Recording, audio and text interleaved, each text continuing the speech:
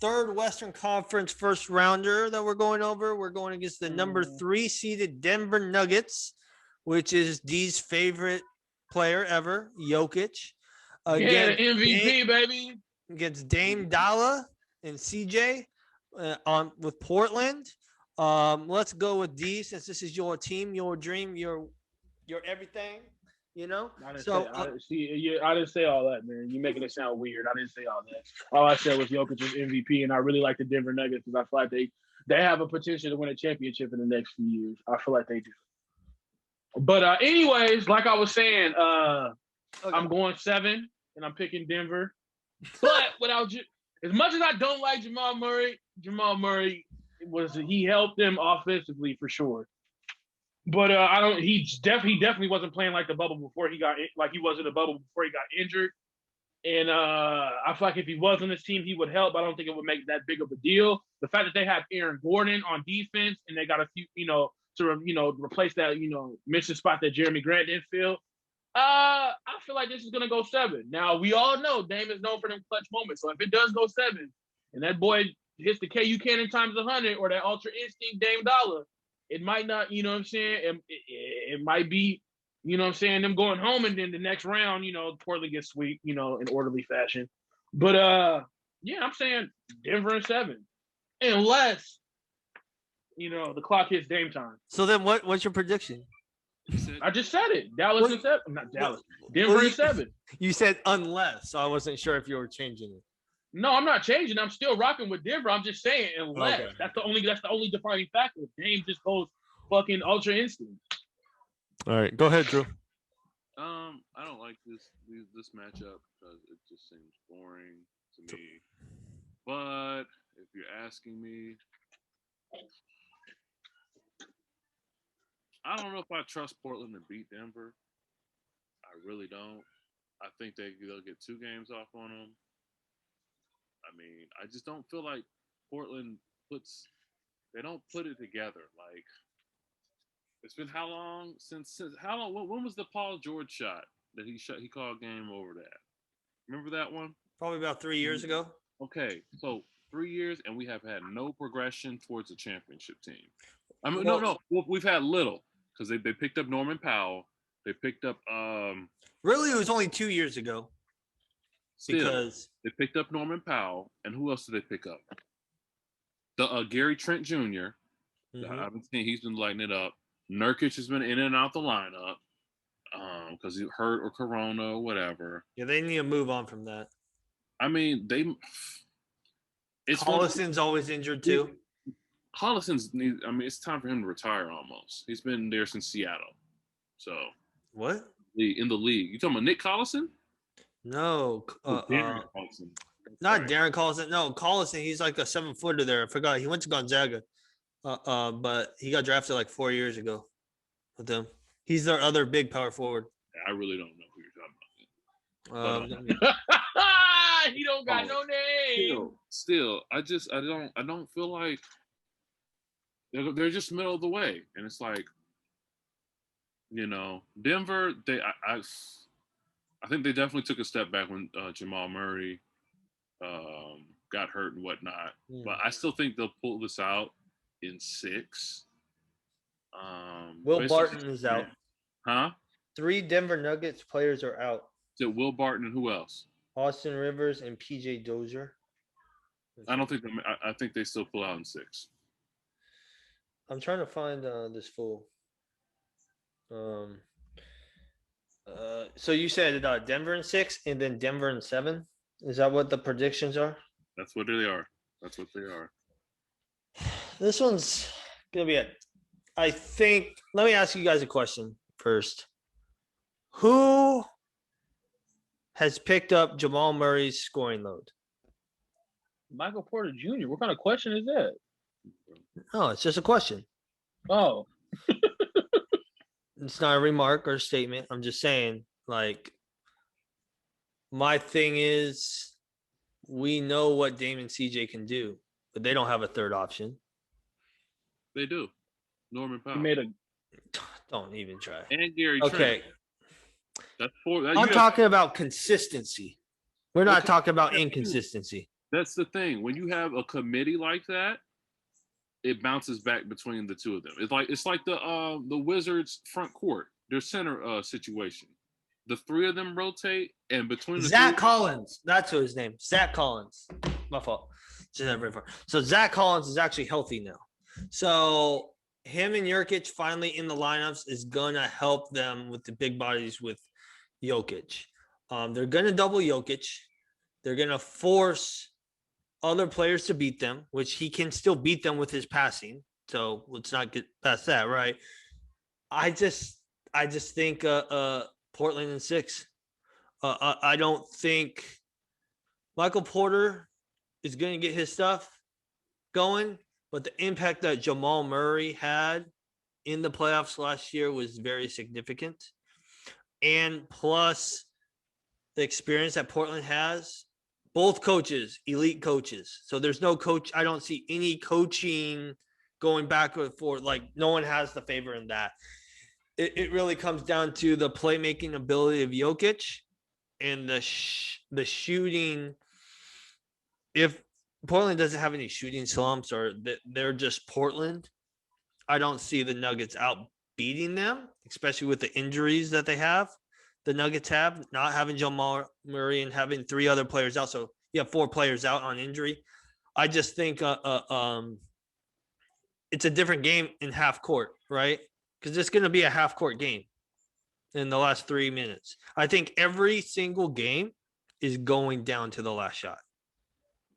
So it's like who has shot makers on each team, and I think Portland has more shot makers than Denver, and that's why I take the Blazers in 6.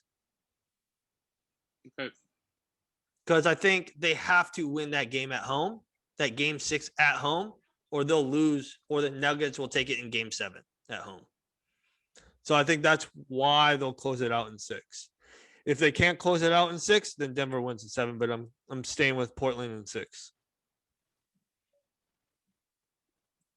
They have nobody to guard Jokic, bro. That's why they're gonna double him.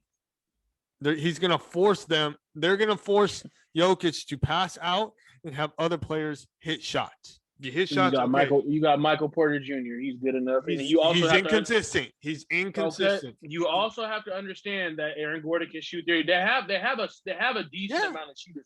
You don't need a crazy amount of shooters to get the job done. But my thing is, they don't have another player. Especially, let's look back at that Jazz in Nuggets series.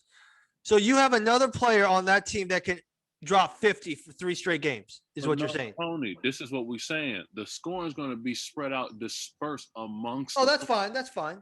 But when you start doubling and tripling Jokic to kick it out, you have open shooters, right?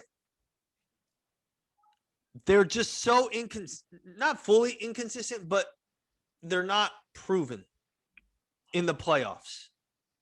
That's why Jamal Murray took over last year, because they couldn't hit jumpers at a consistent level. That's why Michael Porter do that. Michael Porter Jr. scoring 39 points in a game, and then going and scoring another 31 the next one game. No, it's not just one game. That's cap, he's been scoring like crazy the past 8 or 9 games. He's been going crazy, bro. Might average 30 points. This is why I'm also picking them. They lost a key piece. Actually 2 key pieces from last year. You're looking at Jeremy Grant, who's your glue guy and hustle guy. He went to Detroit, and also you lost Jamal Murray. Those 2 of your 3 top scorers from last year are now gone. Mm-hmm. That's going to hurt. Porter Jr. is a beast. Like, he's now your second best scorer. But what I'm saying is, he was coming off the bench. It's different now coming as a starter. Okay? It's totally different. You're going to have him guard CJ McCollum? Or, Melo? Melo, just take him to the post. It's over. Like, that's what I'm saying. Like, there's mismatches in this Portland series that's not good for the Nuggets. Denver Nuggets. Just there's mismatches you're talking about defensively, but offensively, they are a better team. Yes, you could triple team Jokic, Yes, you could do that, but what you average offense and above average defense, I'd pick that over any. What I'm saying is, you're saying Jamal Murray was playing like shit before he got injured. He wasn't playing that great. Yeah. And But that's we're what you're talking about regular season. Okay, That's you're talking regular about season. That's a different game. Tony, Okay, and if he was every matchup then. Postseason and regular different. season are different beasts. okay, and that's exactly what I'm saying. If he wasn't playing that great in the regular season, why the fuck would he just magically automatically be great? This is in not the a full court. This is not going to be a full court game. And the season, it's a half court game. And the season that you're talking about is the season where there was a 3-month break where nobody played basketball. Everybody got a chance to get healthy and come back. You're not taking that. You take the bubble situation into consideration. What I'm saying is, with Jamal Murray, he was good in the bubble. Yes, that was cool. When he started playing that next season, when they turned around and bounced back, he wasn't playing like that, bro. And as soon as Jamal Murray got injured, who stepped up to the plate? Michael Porter Jr. Well, it's the next man up. That's fine. But what I'm saying, all right, let me rephrase it. It's to the hold on. Let me rephrase it. Let me finish. I'm not done yet. Let me finish. It's to the point to where Michael Porter Jr. is up for most improved player. He's playing better than he stepped up to the plate and instantly got better as soon as he stepped up to the plate. It's to the point to where they don't need Jamal Murray. He's not up for most improved player. He didn't become. He's in the voting. He's in the voting. No, he's done. They brought out the finalists and he wasn't one of them. I said he was in the voting. I didn't say he was a finalist. What I'm saying is, when you need a score, you go to Jokic. You can go to Porter now. But you don't have two players that can go and get you 30 every single night or 40 every single night. You only have one player. Need that. You only have one player that can do that. You got CJ You don't need McCollum. that. Oh my God. In this series, you do. This is not, both of these teams don't play defense. So this is an offensive series that need to get stops. That's what I'm saying. But this is coming down to the last possession every single game. And when you need a bucket, you're going to Dame, CJ, or Melo. There, you can only go to Jokic, but he's going to pass the ball because you're going to double team. And then you have open shots. That's fine. But that's what I'm saying. That's what they're going to do. They're going to do. You're not just going to Jokic for scoring, bro. You got Aaron Gordon to go to for scoring. Are you really? Hey, Drew, talk about Aaron Gordon. Oh my God, bro! You're talking about you. Oh, no. Let's talk about Aaron Gordon. Spread out. It'll be spread out. So you don't need someone getting 30. You need the whole bunch to get 30. It's by committee. It's a team. Jokic will get 30. Porter will get 30. You sleep on Jokic. Aaron will get 15. Aaron will get 15. Jokic is trash, bro.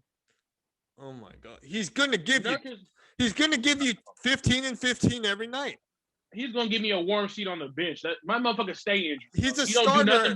He's a starter. He don't do How nothing is but he on the stay bench? injured. How is Because he? he's injured. He can't stay on the field. He is not injured. He is injured. He stays injured. He stays injured. So he stays injured. I got Denver in 6. You got Denver in 7 down there, D. And then you have Portland in 6. Yes. Okay, that's it. Next series. I'm just saying, you guys sleeping on Portland like it's a nice sofa. Like this is crazy. Next series. Man, you guys tripping, man. Nah, dog.